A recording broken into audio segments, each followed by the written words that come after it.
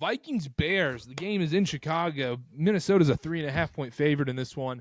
Total is at 39.5 at Soldier Field. The Bears coming off just the most Bears loss of all time, and the Vikings just putting together wins. They're not pretty. They're not exciting, but they're putting wins together. They're an 8-2 team. Dylan, where are we going here? This year, there's been very little talk about the Wilkerson ratings. And I think I'm going to start bringing it back. The college football top 5 kind of took over, didn't it? That's everybody wants to talk about the college football top 5, but the Wilkerson ratings have always been data driven. I make the Vikings a 2.5-point favorite in this game, and it's gross. I think you're getting a Bears team that is undesirable. They have an awful head coach, but you're also getting a Vikings team that, for the most part, it's kind of tampered down the last few weeks, but a very lucky team, a team that hasn't had to They just win games, Dylan. They just win. They find ways to win, and it's gross. But because they win, you get spots like this where you have a home dog of a field goal or more. I'm taking the Bears. I love the Bears here. I cannot bet the Vikings as more than a field goal favorite on the road as a divisional favorite. I just can't do it. So I'm taking the Bears. Do I think they win? No, but I think this game is a little bit closer than what people think. Can you trust Caleb Williams in this spot, though, against a Brian Flores defense that's going to get after him, against a weak offensive line? Can I do you one better? Go for it. Can you trust Sam Darnold outside against this Bears defense? I would trust him more than Caleb Williams. So Sam Darnold's more trustworthy than Caleb Williams. Why, Carter? Because he's a better quarterback. I would say it's a wash. I would say a wash for me. A wash? I'll go wash. I don't think I would go that far. If you add into the fact with the Bears offensive line going against this Vikings D-line, how they're going to blitz every single time, and Caleb Williams under pressure is a disaster, I don't know how you can back that. To be fair, as bad as Caleb Williams has been, they should have beat the Commanders, and they really should have beat the Packers. As bad as he's been. But go ahead. I think with the first game since Shane Waldron has been gone, I think we saw a little bit more. DJ Moore got a little bit more involved. It's more let your playmakers on the other side of the ball do what they need to do. So let's say they do get home to Caleb Williams. I think it's going to be more short passes, outlets, check downs, and let your guys do what they can do in coverage. The Vikings, although their defense, they are great at getting to the quarterback. I think they're like the fourth or fifth. They allow the fourth or fifth most fantasy points to wide receivers. So wide receivers are having a day if you can just get the ball to your playmakers. And I think the game plan is now out there against Minnesota. But that's the issue, is I don't think they can even get it to the wide receivers.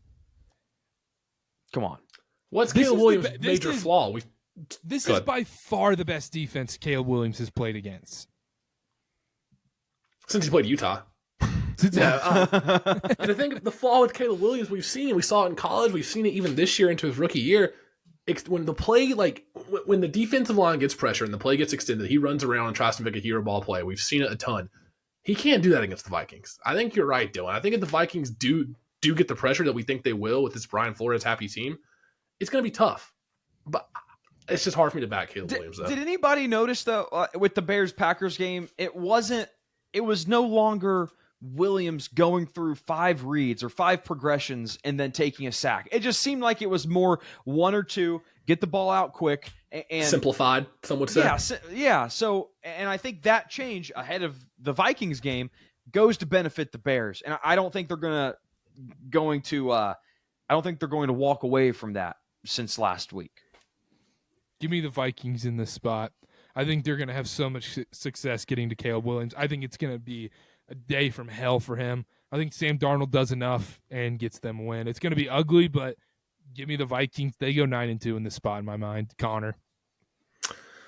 This is tough. I am terrified backing Caleb Williams, but I think Dylan's right on the money. If you watch the game, you saw the offense. It did seem simpler. They dumbed it down for him. He was making reads, quick throws. If he can do that again, I think they keep it close. I don't know if they necessarily win, but I like the Bears to cover 3.5 for sure.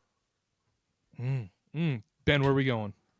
I'm on the Vikings here because although I think adjustments were made to allow Caleb Williams to get the ball out quicker, make simpler reads, I do think he's just not going to have the time. I just think, especially offensive line that's not going to be able to protect, especially when Flores is going to want to blitz. I do think just dumbing things down isn't necessarily a solution here. So for that reason, I think I like the Vikings. I don't think it's a blowout, but I like the Vikings to win by like a touchdown. Maybe 24-17. Go ahead, Dylan. We're talking about this Bears offensive line like it's an awful unit. It's a 10th rated pass blocking unit. Like this isn't some an of it's awful on Caleb offensive line. Williams. But and that's the thing. Some of it was. And I think I brought that point up a week or 2 weeks ago that he's responsible for like 26% of his pressures. Caleb Williams is. That's changed. It's not the same game plan anymore. And let's not act like this Vikings offense has looked anything remarkable. They scored 21 on the Colts, 12 against the Jags, and then 23 on the Titans last week. You can almost guarantee 2 turnovers every Vikings game.